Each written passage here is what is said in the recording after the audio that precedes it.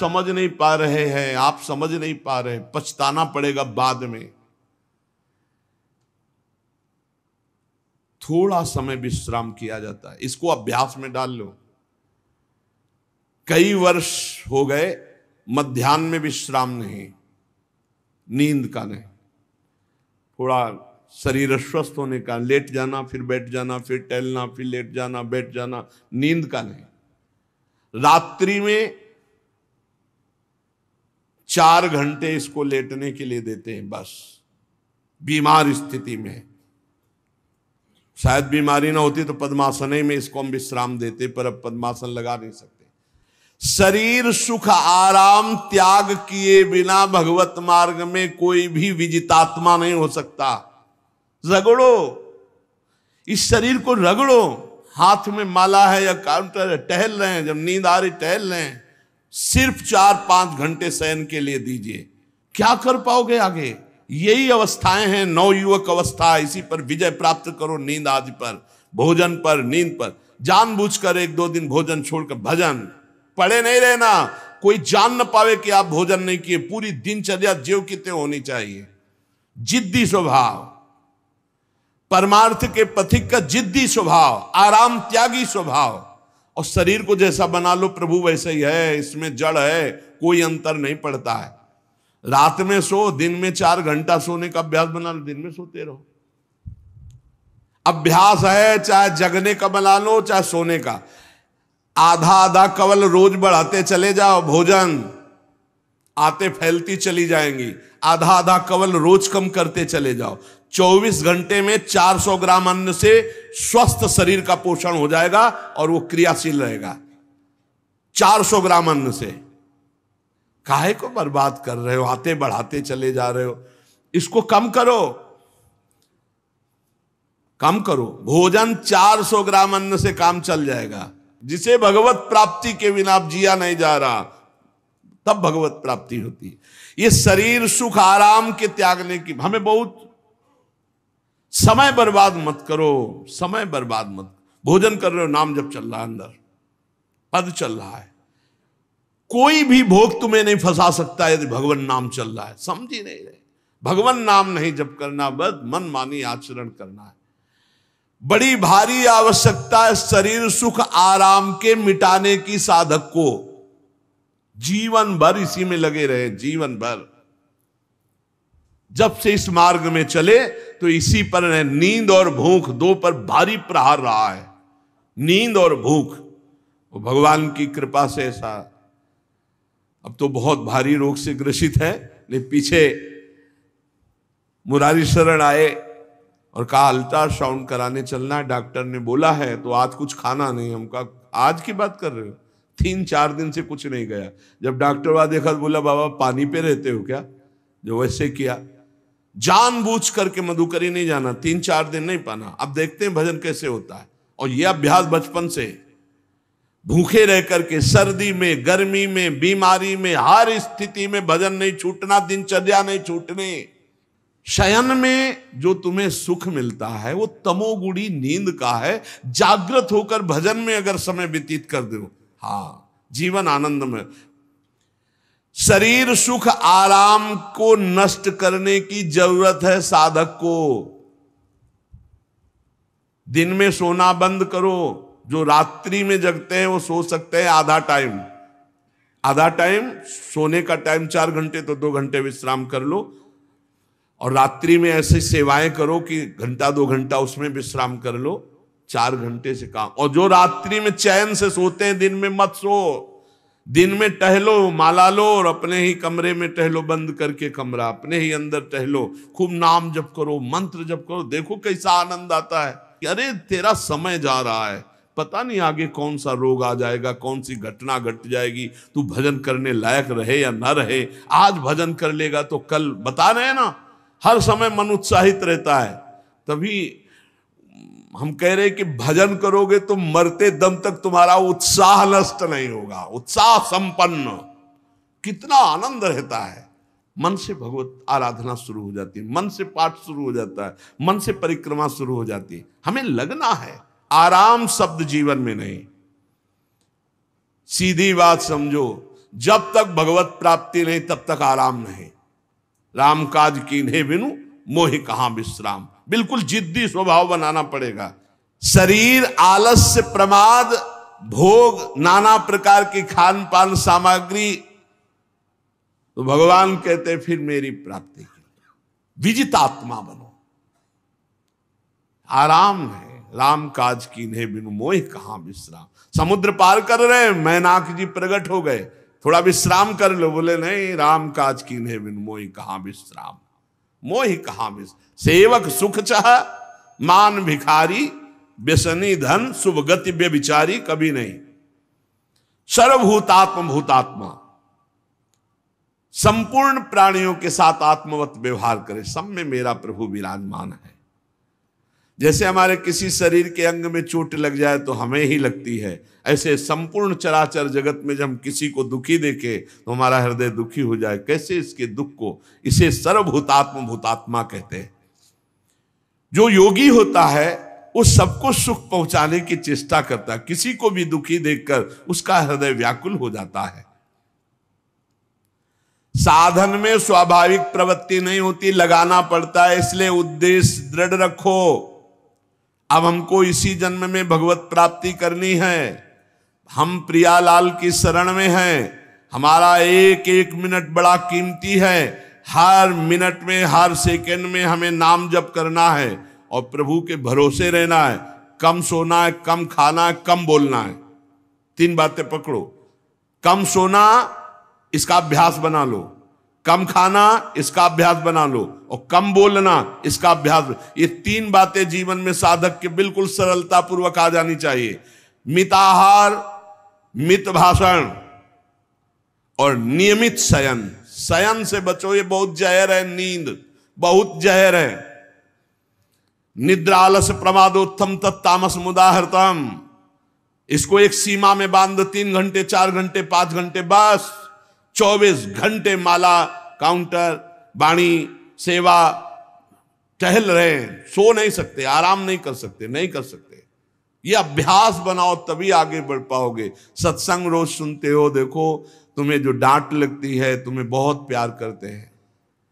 प्रभु बहुत प्यार करते हैं, इसलिए डांट लगवा रहे हैं, इसलिए आपको सत्संग सुना रहे हैं। ये जीवन सार्थक कर लो, नहीं तो बहुत पछताना होगा। हम पशु पक्षी के जीवन में साधना नहीं कर पाएंगे।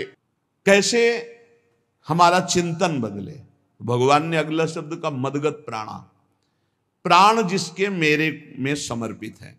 प्राण समर्पित का मतलब है प्राण वायु को लेकर प्रधान है। भोजन न मिले, जल न मिले तो भी हम जीवित रह सकते हैं काफी समय तक, क्योंकि प्राण वायु। प्राण बलवान पुष्ट होते हैं अन्न और जल से, लेकिन प्राणों की सत्ता वायु से है। ये जो श्वास प्रश्वास है, भोजन हमें 4-6 दिन न मिले तो आराम से दिनचर्या चल सकती है। पानी 8-10 दिन न मिले तो भी दिनचर्या चल सकती है। ऐसा नहीं कि मर जाएंगे, लेकिन 2 मिनट वायु ना मिले तो मर जाएंगे। 2 मिनट वायु ना मिले तो प्राण नष्ट हो। प्राण का सीधा संबंध वायु श्वासों से है। और प्रभु को प्राण समर्पित करने का मतलब हर श्वास नाम जप करना। मदगत प्राणा। हम पानी भी पिएंगे, भोजन भी पाएंगे तो प्रभु को समर्पित करके और हर श्वास नाम जप करेंगे तो ये मदगत प्राणा होगा। मत चित्ता, निरंतर चिंतन करने के लिए हमें प्राणों को समर्पित करना होगा। हमारे प्राण समर्पित हैं, हम प्रसाद के द्वारा प्राणों का पोषण करेंगे और हर श्वास प्रश्वास में नाम जप। श्वास ऊपर गई तो नाम जप, श्वास नीचे गई तो नाम जप। बोधयंता परस्परम। यदि हम किसी से बात करेंगे तो अपने प्रभु की चर्चा करेंगे। उसी प्रभु की चर्चा का कथन, कथयंतश्च माम नित्यम, केवल भगवत चर्चा करेंगे। केवल। कभी कभी ये लोक कल्याण की भावना भी प्रपंच में उतार देती है। निवेदन है कि यहां कोई लोक वार्ता का प्रश्न लेकर के नावे। एक जगह तो बख्श दो जहां केवल भगवान के संबंध की चर्चा होने दो। श्रीधाम वृंदावन में आप आए हो तो प्रिया प्रीतम की चर्चा का प्रश्न करो, प्रिया प्रीतम की चर्चा सुनो, निहाल हो जाओगे। तुष्यंत च रमंत च, उसी में आनंद और संतोष होता है। भगवत चर्चा हुई और उसी में रमण करे। एक जगह तो रखो जहां तुम केवल प्रभु की चर्चा सुन सकते हो, प्रभु की चर्चा कर सकते हो। प्रपंच का तो बहुत विस्तार है। कथयंत च माम, माम भगवान कह रहे हैं, कथयंत च माम नित्यम तुष्यंत च रमंत च। चलते हैं हम भगवत मार्ग में, फैल जाते हैं फिर दुविधा युक्त संसार प्रपंच में। केवल भगवत चर्चा, कथयंत च माम, भगवान केवल माम, मेरा, प्रियालाल की सिवा और कोई चर्चा नहीं। बार बार बोर्ड लगवा देते हैं, श्यामा श्याम की चर्चा के सिवा यहां कोई चर्चा न की जाए। आपको अगर आशा है कि यहां से कोई काम बनते हैं तो हम पहले आपको बता देते हैं, हम असमर्थ हैं, हमारे में कोई सामर्थ्य नहीं है। हम केवल प्रभु की चर्चा करते हैं, प्रभु का नाम जपते हैं, प्रभु के लिए जीवन है, बस इतनी बात है। जो प्रभु में डूबना चाहता है वो आए, स्वागत है। इसके अलावा ना कोई आशीर्वाद, ना कोई तंत्र मंत्र, ना कोई जंतुर, ना किसी भी तरह की कोई ढांढस वृत्ति बना सकते हैं कि जाओ तुम्हारा ये ठीक हो जाए, तुक्का लग जाए, ठीक हो जाए, तुम्हारे भाग्य की बात है। यहां से कोई चमत्कार नहीं, यहां एक ही चमत्कार है, मलिन मन को श्री भगवान में लगा देना, जीवन को जीवन मुक्त अवस्था में पहुंचा देना। निर्विकारता की स्थिति प्राप्त करने के लिए साधु समागम है। भगवान का आदेश है, यदि मुझे अनुभव करना चाहते हो, इसी जन्म में परमानंद की प्राप्ति करना चाहते हो, तो मय्येव मन आदत्स्व मयि बुद्धिम निवेश है। कैसे करोगे? तो भगवान कह रहे मत चित्ता, मेरे में चित्त लगाओ। चित्त कैसे लगेगा? चूंकि हम प्राणों से बहुत प्यार करते, देह प्राण ते प्रिय कछु नाही, इसलिए भगवान को कहना पड़ा प्राण मेरे को समर्पित करो। कैसे समर्पित करें? जो खाओ पियो भगवान को भोग लगा के, और रात दिन नाम जप में, हर श्वास में भगवत चिंतन। अगर वार्ता करनी तो बोधयंता परस्परम कथयंतश्च माम नित्यम, केवल मेरी चर्चा। बड़ा दुर्लभ हो रहा है, भगवत चर्चा होना बड़ा दुर्लभ हो रहा है। भैया ये सब सुनहु भरत भावी प्रबल, बिलख कहो मुनिनाथ, हानि लाभ जीवन मरण जस अपजस विधिहात। जब कर्मों का फल भोगने का आया तो महात्मा जी, और जब पाप कर्म करने जा रहे थे तो पूछ लेते हमसे कि हम पाप कर्म करने जा रहे हैं, आपकी अनुमति है क्या? तब नहीं, तब किसी ना भगवान की याद की, न गुरु की याद की, मनमानी आचरण किए। तो अब भोग आया है, अब भोग लो, उसको भोगना पड़ेगा, वो यहीं मिलेगा तुम्हें। पति पत्नी परिवार संसार मित्र, इन्हीं में सब कलह अशांति मारपीट नाना प्रकार का। अरे पूछो मत, भगवान के चरणों का जब तक आश्रय नहीं लोगे तो यहां का ये प्रेम विवाह, यहां का प्रेम तुम्हें शांति प्रदान नहीं कर सकता। भगवत भाव रखोगे, हर परिस्थिति को शांति पूर्वक निर्वाह। ये जीवन काटना भी एक कला है। मनुष्य जीवन कोई पशु जीवन नहीं है। अगर अध्यात्म नहीं तो आप इसको जी नहीं सकते, आप इस जीवन को नहीं जी सकते। अशांत रहोगे, क्लेशित रहोगे, परेशान रहोगे। जीवन की कला है द्वंद्वों में समता, संपूर्ण जगत में रहते हुए ममता रहित हो जाना, संपूर्ण क्रियाएं करते हुए अहंकार रहित हो जाना। अभी जीवन मुक्तता का आनंद आ जाए तो मच्चित्ता मदगत प्राणा बोधयंता परस्परम कथयंत च माम नित्यम तुष्यंत च रमंत च। हमारा उद्देश्य भगवत प्राप्ति का है। जो भगवत संबंध से भगवत प्राप्ति करना चाहता है उसके लिए दरबार खुला है, फ्री है, कोई फीस नहीं है, कोई शर्त नहीं है। तुम कौन हो, कहां के हो, कोई मतलब नहीं। आपका केवल संबंध भगवान के संबंध से वार्ता होगी तो यहां हो सकती है। इसलिए सावधानी होकर हमारे समय को निरर्थक ना किया जाए। बहुत कीमती समय, जब प्रश्न होता है तो फिर उस पर चर्चा करनी ही होती है। हमें सिर्फ भगवान का आदेश है, कथयंतश्च माम नित्यम तुष्यंत च रमंति च। उसी में संतोष करना, उसी में रमण करना है। हमारा भरण पोषण श्री प्रिया जी से होता है, किसी व्यक्ति से नहीं होता है। हमारे यहां श्री श्यामा श्याम विराजमान है, उनका पूरा जगत है। तुम्हारी बुद्धि में मेड़ है, भेदभाव है, उनके लिए भेदभाव नहीं, सब मम प्रिय, सब मम उपजाए, तो हम अपने स्वामी के अनुसार चलेंगे। सब मेरे प्राणनाथ श्यामा श्याम के जन है, कोई भी हो, इतना ना छोटा ना इतना बड़ा, ना इतना प्रिय ना इतना अप्रिय, सब बराबर है। एक तरफ चाहे गुणात्मा, गुण से युक्त महात्मा, और एक चाहे दुरात्मा, दुर्गुणों से युक्त, दोनों को ऐसे दुलार करके श्री जी की तरफ बढ़ाने वाला मार्ग, ये मार्ग यहाँ का है। कथयंत माम नित्यम तुष्यंत च रमंत च तेषाम सतत युक्ता नाम भजताम प्रीति पूर्वकम।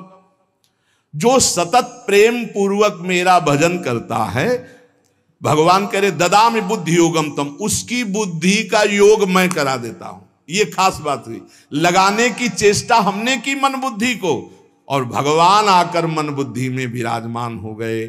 तेषामेवानुकंपार्थ महमज्ञानजं तमः नास्यात्म्यात्म भावस्थो ज्ञान दीपेन भास्वता। भगवान कृपा करके उसके हृदय में ज्ञान प्रकाशित कर दिया। जब कोई सतत भजन करता है, प्राण प्रभु को समर्पित कर देता है, चित्त प्रभु में लगाए हुए प्रभु की चर्चा, भगवान उसके अंदर ज्ञान प्रकाशित कर देते, तो वो अनात्म भाव जो देह भाव था उसका नाश हुआ और वो भगवत भाव में स्थित हो जाता है। भगवान कह रहे हैं मत चित्तः सर्वदुर्गाणि मत प्रसादात् तरिष्यसि। जब कोई मेरे में चित्त लगाता है तो मेरी कृपा से सारे दुर्गुणों का नाश हो जाता है। महात्मा तो भगवान बनाते हैं, करो सत्य ते साधु समाना, मैं उसे साधु बनाऊं। हमारा कर्तव्य, हमारा चित्त प्रभु में लग जाए, मेरा चिंतन करो, भगवान का आदेश है। बस खास बात है चिंतन। हमारी प्रारंभ से विशेष श्रद्धा इसी बात में रही गुरु शब्द पे, कि रात दिन कोई भी चेतना युक्त क्षण ऐसा ना जाए जिसमें भगवत विमुखता हो। बस इसी बात की साधना जीवन भर रही। प्रारंभ में गुरुदेव ने कह दिया जब तक चेतना है तुम्हारे में, तो तुम्हारा जागृत अवस्था का चेतना युक्त एक भी क्षण व्यर्थ नहीं जाना चाहे। तो गुरु कृपा से यही प्रयास रहा है कि हमारा एक भी मिनट भगवान से विमुख न जाए। पूर्व में ऐसी स्वभाव वृत्ति बनाई थी कि लोगों को ये शंका होती थी कि ये बोल पाते हैं कि नहीं बोल पाते हैं, अर्थात इनके वाणी है कि नहीं है, मूक मौन, जटाओं का बोझा, एक वस्त्र, बस शांत। बुलाया गया, घंटा बजा तो पहुंच गए, प्रसाद ले, उसमें एकांत, हर समय मंत्राग। कथा में बैठे हैं, अनुकूल वचन आया तो सुन लिया, नहीं पूरा का पूरा सत्संग ऐसे ही चला गया। हमारा मंत्र चल रहा है, एक क्षण भी मंत्र से बिलग नहीं। हमारा कर्तव्य है केवल चिंतन। चिंतन करोगे तो अभी मुक्त हो, अभी परिणाम में नहीं। अभी हम राधा बोल रहे हैं, अभी प्राण निकले, अभी श्री जी के पास पहुंच जाएंगे। भगवान की कृपा का बल और साधन का तुम्हारा पूरा प्रयास प्रयत्न, ध्यान रखो, दो से सिद्धि प्राप्त होती है। भगवान की कृपा का बल और आपकी पूरी साधना का प्रयास प्रयत्न, कायरता नहीं। भगवान की कृपा का बल और तुम्हारा पूरा प्रयास, पूरा प्रयत्न। देखो भगवान की दर्शन वृत्ति हृदय में जागृत हुई ध्रुव जी के पद को लेकर, कामना को लेकर। मैं भगवान का साक्षात्कार करूंगा, उनसे वरदान मांगूंगा कि मुझे सबसे श्रेष्ठ पदवी की प्राप्ति हो। चले, भगवान नारद जी मिले।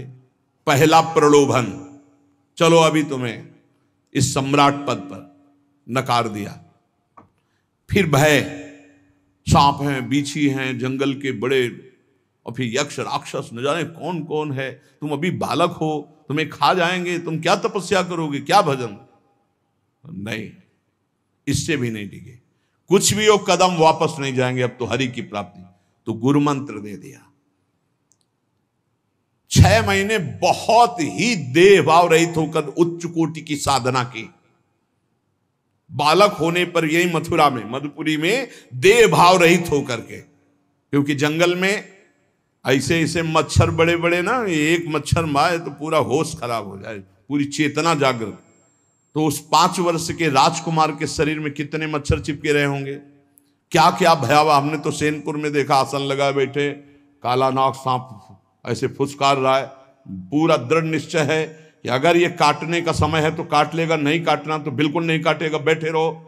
वो ऐसे पास से निकल गए, छाती से भी निकल गए हैं। निश्चय कि अगर काटना है काट। सैकड़ों बिच्छू, कभी ऐसे डंक नहीं मारा। और अगर काटना हो मारना हो ना तो बढ़िया महल में बैठे हो तो वहां जाके काट लेंगे। ध्रुव जी अपनी निष्ठा से कभी नहीं विचलित हुए। अब जब भगवान सामने आए तो आखिरकार 5 वर्ष के बालक घबरा गए। भगवान का तेज, भगवान का रूप, भगवान की महिमा। भगवान मुस्कुराए, कृपा दृष्टि से देखे, बल मिला, भगवान को देख पा रहे हैं। अब मन में आया कि मैं स्तुति कैसे करूं, क्योंकि कोई ज्ञान तो है नहीं। भजन किया, भगवान की प्राप्ति हो रही, लेकिन अब कोई ऐसा ज्ञान तो है नहीं जिससे भगवान का स्तवन करे। भगवान की तरफ देख करके कुछ कहना चाहते हैं, पर क्या भगवान को कहें ये ज्ञान नहीं। तो भगवान ने अपने ज्ञान स्वरूप शंख का ध्रुव जी के कपोल पे स्पर्श करा दिया। जो भगवान कह रहे, ज्ञान तो मेरी कृपा से होता है। अभी पीछे इस श्लोक में भगवान ने कहा, तेसा मेवानुकंपार्थ महमक ज्ञानजम तमः नाशयाम्यात्म भावस्थो। अनात्म भाव का ये जो आत्मस्वरूप अनात्म देह में भाव आ गया है, इसके नाश का जो ज्ञान होता है ये भगवान की कृपा से होता है। जे भी संग छुआया दिव्य ज्ञान और भगवान की दिव्य स्तुति की। तो ये देखा जाता है कि भगवान की कृपा से ही साधक में दिव्यता आती है, दिव्य ज्ञान आते हैं। पर प्रयत्न अपना होना चाहिए। प्रयत्न था तभी तपस्या में आए, नहीं तो प्रलोभन में फंस जाते या भय में डर जाते। ना प्रलोभन में फंसे चक्रवर्ती सम्राट पद देने पर, और ना भय में फंसे कि सांप बिच्छी और सिंह खा जाएगा, इससे भयभीत नहीं हुए। और प्रयत्न इतनी जोर का किया, आप भागवत में पढ़ लीजिए, देह भाव रहित होकर कितना कठोर तप, 6 महीने में भगवत साक्षात्कार। आत्मबल, भगवत कृपा बल। ये मन है बहुत डराता है, कैसे जिएंगे, बुढ़ापे में कौन सेवा करेगा, क्या दुनिया का प्रपंच खड़ा कर देता है। इसको इसी ज्ञान से काटो, भगवान है ना, भगवान सब करेंगे। भगवान के लिए हमने जीवन दिया है, ये जीवन भगवान के लिए हार। अरे दिव्य हो जाओगे, रिद्धियां सिद्धियां हाथ जोड़े खड़ी रहेंगी। भगवान जानते हो क्या भगवान है। हम एक बार भगवान के नाम पर अपने आप को न्यौछावर तो करके देखें, पर यह अहंकारी जीव मानता नहीं है। ये अहंकार का बल लिए रहता है। आसुरी प्रकृति है ये अहंकार। अहंकारम बलम दर्पम कामम क्रोधम च संश्रिताः। जिसके अंदर ये आसुरी प्रवृत्ति अहंकार होता है, उसमें काम क्रोध लोभ ये भरपूर होते हैं। कहां से भगवत प्राप्ति हो। जहां ये दुश्मन रहते हैं वो घर तो तुमने सुरक्षित दे रखा है दुश्मनों को। आसुरी प्रकृति को तुमने, अहंकार को अपना स्वामित्व दे रखा है। मैं वो अहंकार जिसके साथ प्रकृति लगती है।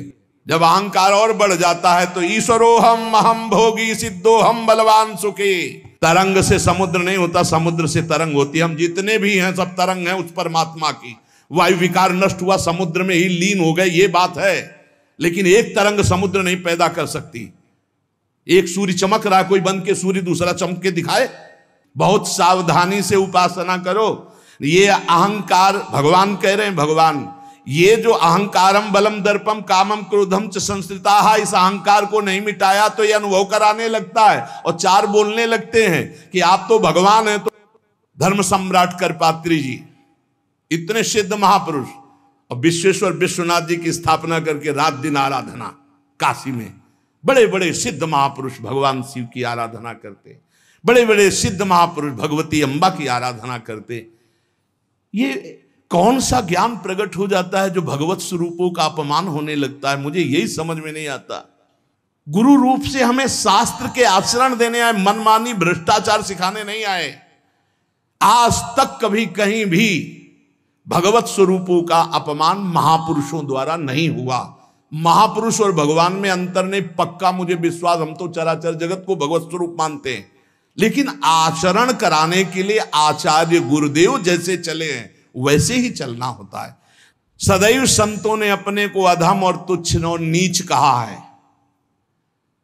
हनुमान जी जैसा कोई ज्ञानी, महाबली, कोई त्यागी, कोई ब्रह्मचारी, बैरागी, हनुमान जी जैसा कोई त्रिभुवन में द्वितीय हुआ हो तो बता दो। अतुलित बलधामम हेम शैलाभदेहम दनुजवन कृशानुम ज्ञानिनाम अग्रगण्यम। अरे जय गिर चरण दे हनुमंता चले उसगा पाताल तुरंता। हजार हजार को पकड़ के कछु मारिस कछु मर्दिस कछु मिले से धर धूरी। अब विभीषण जी से कैसे परिचय बता रहे। प्रात ले जो नाम हमारा तेहि दिन ताहि ना मिले आहारा। असमय अधम सखा सुनु मोहु पर रघुबीर। क्या दैन्यता का स्वरूप हनुमान जी महाराज। भगवान से जब हनुमान जी मिल रहे तब उनसे प्रभु आप पूछ रहे हो कि तू नाथ एक मैं मंद मोह बस ज्ञानी नाम अग्रगण्यम। एक मैं मंद मोह बस कुटिल हृदय अज्ञान पुनि प्रभु मोहि विसारेऊ दीन बंधु भगवान। जय प्रणतारित भंजन चरणों में लौट गए हनुमान जी महाराज। सबरी जी भगवान सामने बैठकर स्तुति करते हैं। जो नवधा भक्ति है वो उपदेश नहीं है, सबरी जी की स्तुति है। ये सब भक्ति सबरी जी में विराजमान, क्योंकि उसी समय सबरी जी भगवत धाम जाती है तो उपदेश तो उसको दिया जाता है जो आचरण में उतारे। सबरी जी तो सिद्ध महापुरुष अभी भगवत धाम जा रही भगवान के सामने ही। वो क्या कहती, अधम ते अधम अधम अति नारी तीन मह में मति मंद अघार। हरिवंश महाप्रभु क्वाहम तुच्छ परम अधम प्राण्य हो गर्ह कर्मा यत नाम स्फुरति महिमा हरेश वृंदावनस्य। इन सब बड़े बड़े आचार्य महापुरुषों ने भगवान की दास्ता स्वीकार करके जीवन अर्पित करके आचरण करके दिखाए।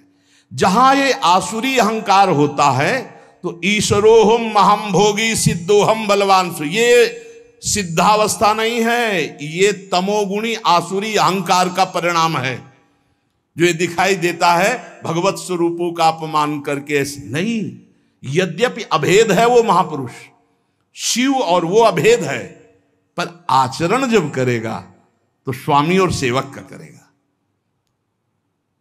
काशी नगरी सिद्धों की नगरी है, ज्ञानियों की।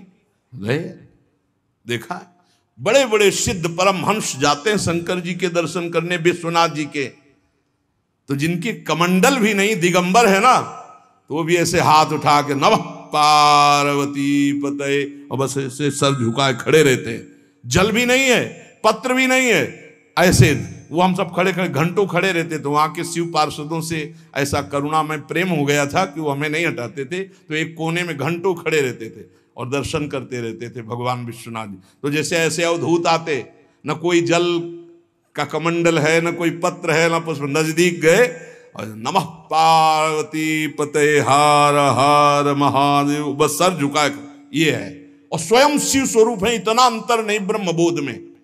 भक्तों में भी कभी कभी आम प्रकट होता है, वो वाणी से आपको दिखाई देगा, लेकिन वो आसुरी अहंकार नहीं होता।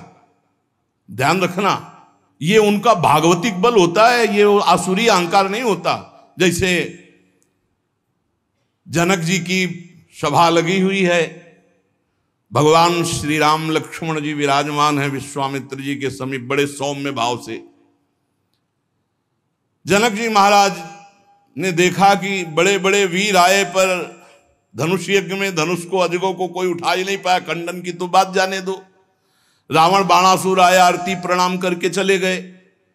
अब आशा ही खत्म हो गई, कोई उठाने वाला ही नहीं, तो उन्होंने उनका वीर विहीन मही मैं जानी। अब मैं आज जान गया कि पृथ्वी वीरों से रहित हो गई। अगर मैं ऐसा जानता कि इस भूमंडल में कोई वीर ही नहीं अजगों का खंडन करने वाला, तो मैं ऐसा प्रण नहीं लेता, मेरी जान की कुंवारी रह जाएगी।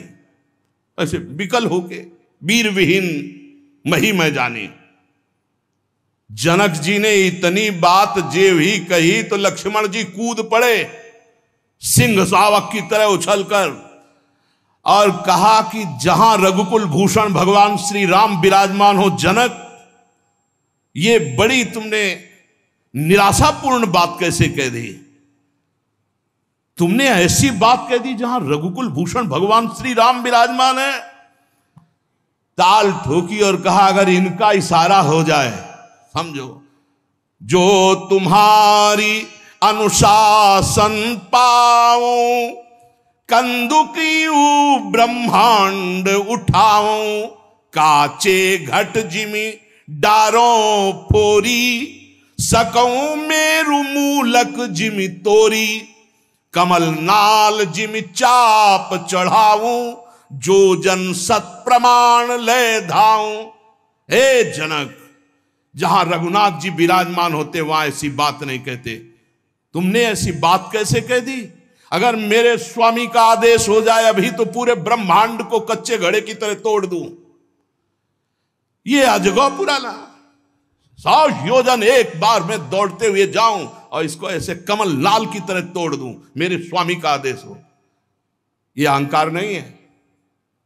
पहली बात कही, जो तुम्हार अनुशासन पावो, अगर मेरे प्रभु श्री राम की आज्ञा हो जाए।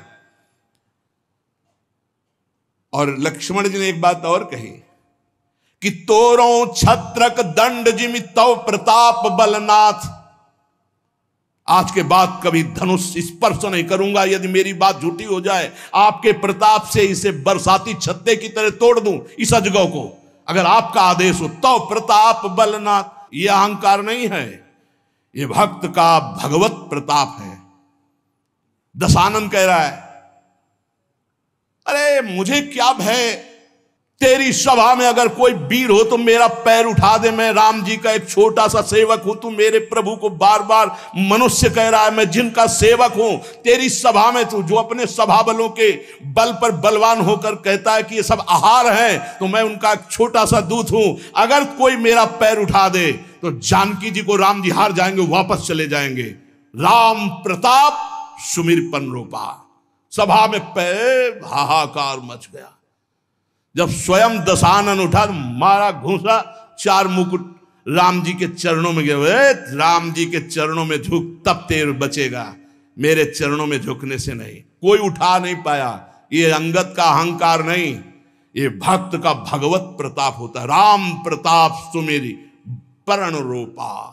राम प्रताप हरिवंश प्रताप ही जानत है, हरिवंश प्रबोध प्रमाणत है, हरिवंश सर्वस्व है तिनके, सुख संपत्ति दंपति जो जिनके।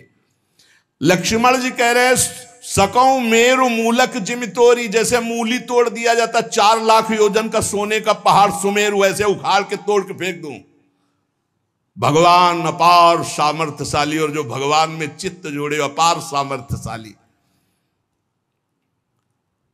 हम लोग कभी कभी अहंकार और प्रताप के भेद को नहीं समझ पाते।